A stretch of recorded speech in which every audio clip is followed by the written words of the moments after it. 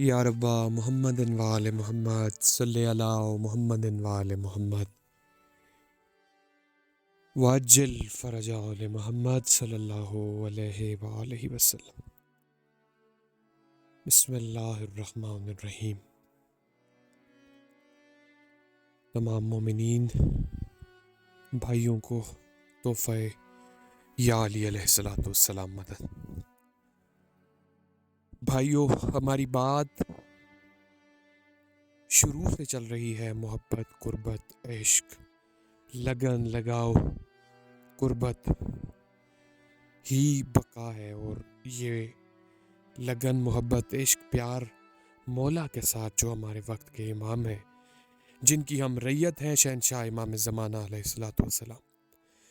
آج اسی سلسلے میں اچانک ذہن میں ایک خیال آیا کہ اکثر جو میری طرح کے لوگ ہیں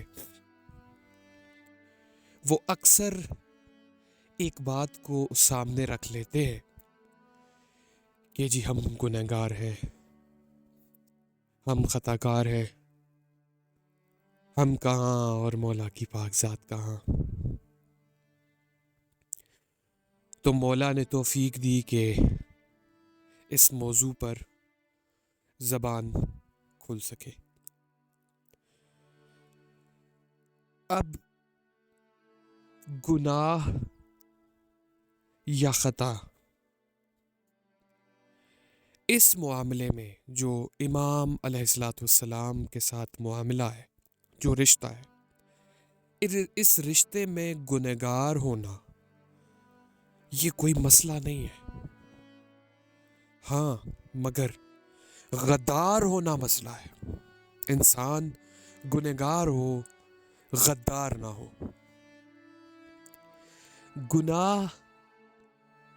گناہ نہ ہوتے، اگر گناہ نہ ہوتے تو نیکی کا وجود ہی نہ ہوتا۔ اور گناہ جو کر چکے، جو گناہ سرزد ہو گئے، ان پر اللہ نے معافی بھی تو رکھی ہے۔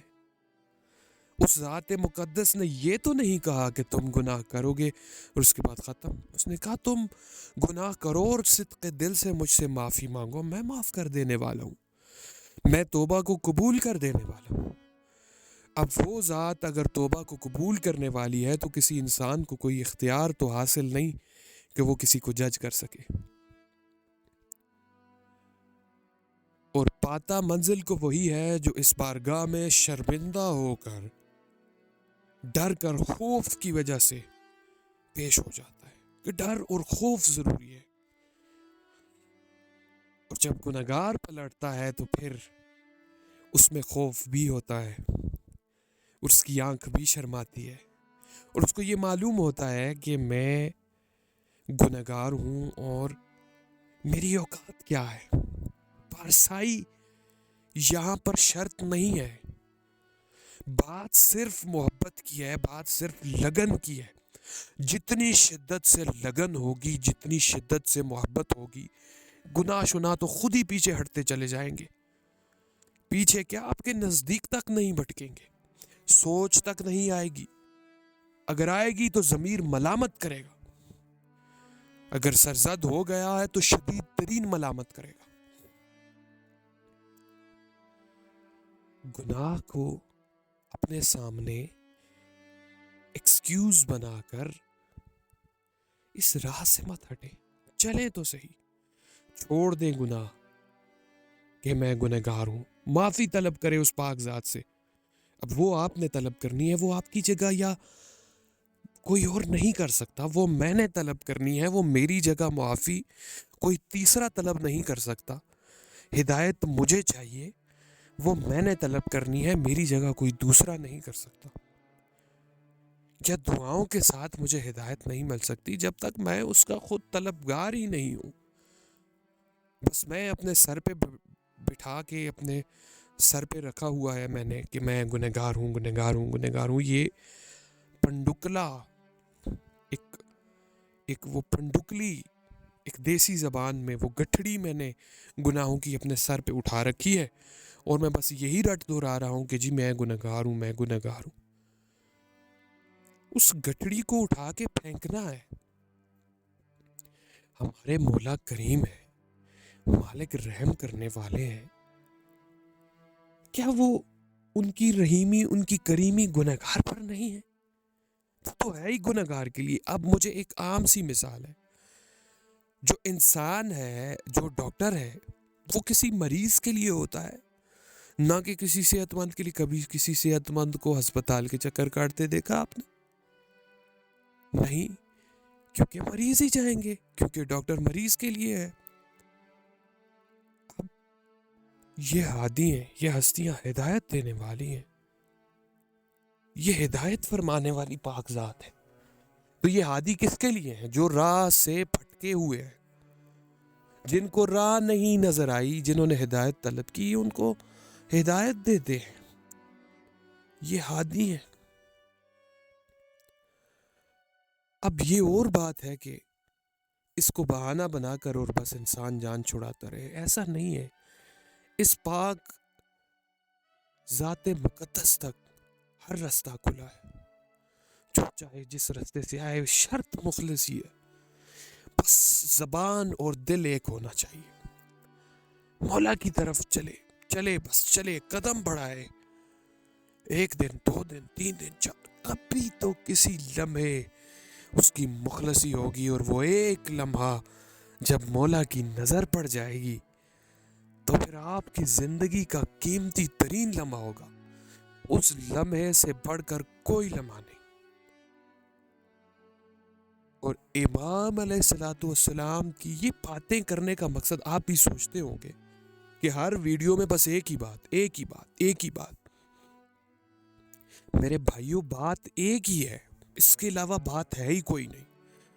ہر عمل اس وقت تک قابل قبول ہے ہی نہیں جب تک اس میں خلوص، خشوع اور خضوع شامل نہیں. اور خلوص کیسے آتا ہے؟ جب آپ کو احساس ہوتا ہے. اور احساس کب ہوتا ہے؟ جب آپ اس چیز کو اپنا سمجھتے ہیں، اس کو اون کرتے ہیں، تب آپ کو احساس ہوتا ہے. تب آپ اس تڑپ کے معیار تک پہنچتے ہیں اور آپ پھر مخلصی یعنی خشوع اور خضوع کے ساتھ نماز یا کوئی عمل سر انجام دیتے. کوئی عمل تو قبول ہی نہیں بغیر مخلصی کے. پھر تو وہ ویسے ہی ہے بس جیسے عام روٹین میں انسان کوئی گپ شپ کرتا ہے یا کوئی ایکسرسائز کرتا ہے. عمل وہی قابل قبول ہے جو خشوع اور خضوع کے ساتھ ہے. تو بات صرف ایک ہی ہے، محبت، محبت اور محبت. جب یہ ہو جائے گی تو اگلی منزلیں تو خود طے ہونا شروع ہو جائیں گی. شعور بیدار ہو جائے گا، پردے ہٹ جائیں گے. یہ کوئی فلسفہ یا کوئی سٹوری یا کوئی رٹی رٹائی بات نہیں ہے. یہی ایک وہ نقطہ ہے جس کو پہنچنا ہے اور جس کو پانا ہے، تو اس کے بعد ہزارہا نقطے کھل جائیں گے. مخلصی، محبت اپنے مولا کے ساتھ جو آپ کے وقت کے امام ہیں. ہم سے سوال نہیں ہوگا کہ ہم شہنشاہ امیر المومنین علیہ الصلوۃ والسلام کے دور میں کیوں نہ تھے، ہم کربلا میں کیوں نہ تھے، ہم مولا حسن علیہ الصلوۃ والسلام کے کیوں نہ تھے، ان کے ساتھ کیوں نہ تھے، ہم شہنشاہ سید الساجدین علیہ الصلوۃ والسلام کے ساتھ کیوں. ہم سے سوال ہوگا فقط ایک چیز کا کہ ہم اپنے وقت کے حسین علیہ الصلوۃ والسلام، اپنے وقت کے امام علیہ الصلوۃ والسلام کے ساتھ ہمارا سلوک کیا ہے، ہمارا رابطہ کیسا ہے، ہمارے ان کے ساتھ کس طرح کے تعلقات ہیں، یا ہم نے کبھی ان کو پہچانا ہے. تعلقات تو دور کیا، بھی ہم نے ان کو پہچانا ہے. ہم سے تو سوال ان کا ہوگا. ہم خود کو شیعہ اثنا عشری کہتے ہیں، تو شیعہ اثنا عشری کا مطلب ہے 12 ائمہ معصومین علیہ الصلوۃ والسلام کی ولایت کا قائل ہونا. اور یہ کیسا قائل ہونا ہے کہ ایک امام علیہ الصلوۃ والسلام کی کسی بھی چیز سے ہم واقف نہیں.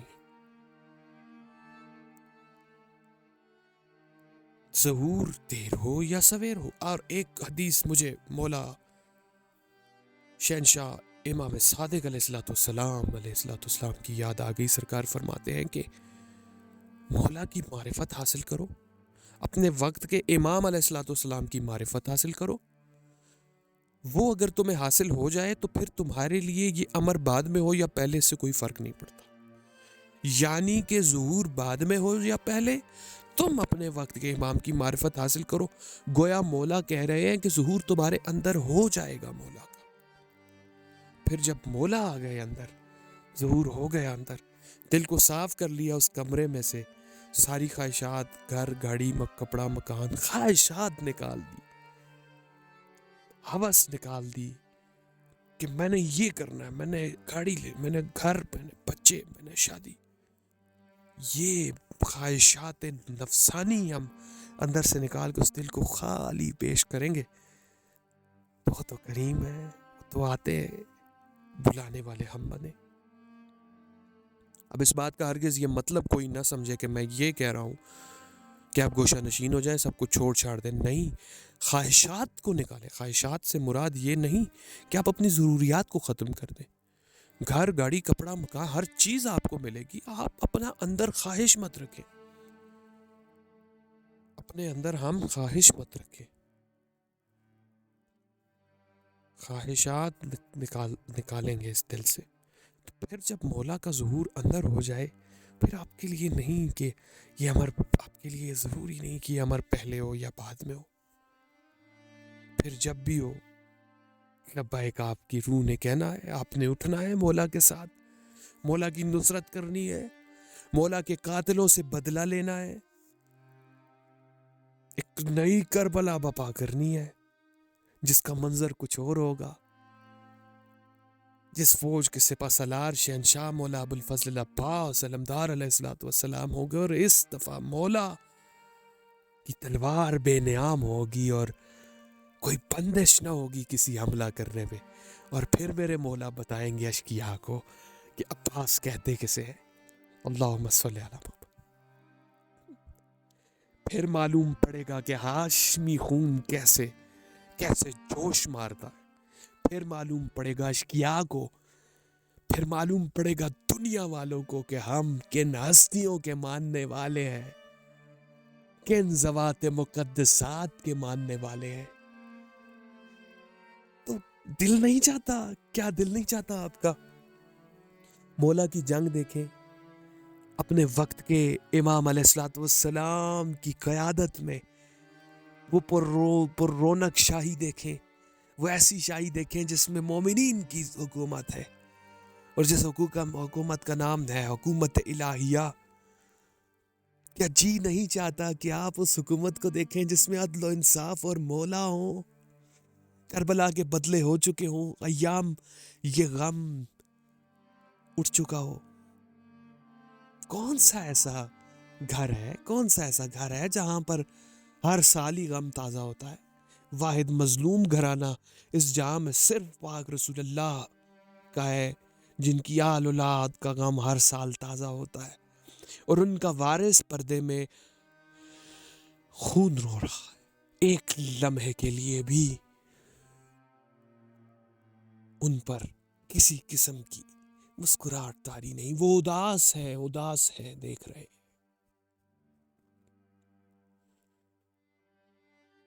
اور ہمیں دیکھ رہے ہیں, ہم ان کی رعیت ہیں, ہمیں دیکھ رہے ہیں. حل من ناصر ینصرنا کی صدا آج بھی بلند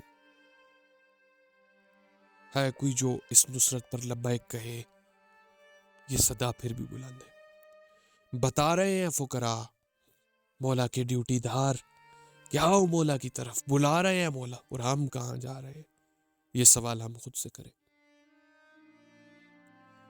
دعا ہے پروردگار عالم سے خداوند متعال ہمارے سب گناہ جو ہمیں یاد ہے, جو ہمیں نہیں یاد, جن کو ہم گناہ نہیں سمجھتے لیکن اصل میں وہ ہیں, مولا انہیں معاف فرمائے. مالک ہمیں اپنی راہ میں مخلص کر دے, مولا ہمیں توفیق دے. مالک شہنشاہ کہ ہم مولا کے لیے مخلص ہوں, مولا کے لیے کام کریں. اور ہر دعا کی ایک دعا میرے شہنشاہ, میرے آقا, میرے مولا, میرے مالک, میرے حکمران بقیت اللہ منتقم کرار منتقم آل محمد علیہ السلام کہ ظہور پاک کے راستے ہموار ہو اور ان کا پاک ظہور جلد ہو، اس پاک گھر کی خوشیاں لوٹ آئیں، مالک زمانہ علیہ الصلوۃ والسلام تخت نشین ہو، ہر خاص و عام آنکھ ان کو دیکھے، ان کی زیارت کرے. آمین یا رب العالمین. اللہ جل اللہ جل یا سبحان القدوس اجل اللہ فرجہ الشریف وصلوات